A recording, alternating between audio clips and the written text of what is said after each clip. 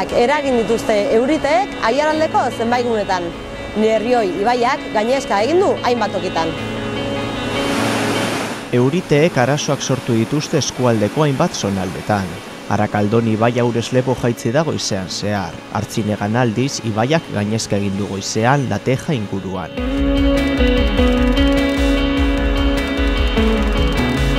Baina Urduñan izan dute eragin handiena euriteek. Ertzantza eta suhiltzaileak Lamuerara bertaratu dira, urak gainezka egin baitu zonalde horretan. Adierazi dutenez, egoerak hobera egin du, baina gune horretan arretaz gidatu behar dela ohartarazi dute. CD Orduñak bertan bera utzi ditu gaur arratsalderako aurreikusita zituen entrenamenduak.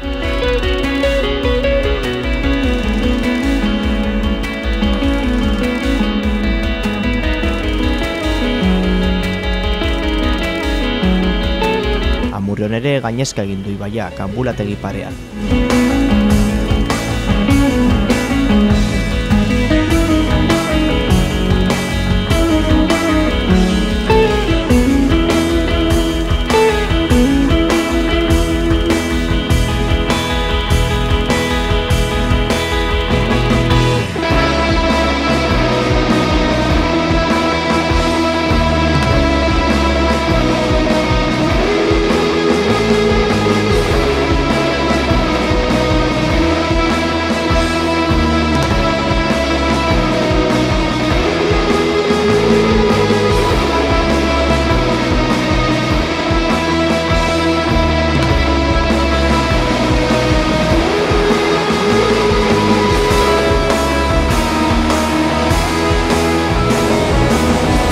Zaratzoko estazioaren arabera, goizaldeko 3:06 pilatu da euri gehien.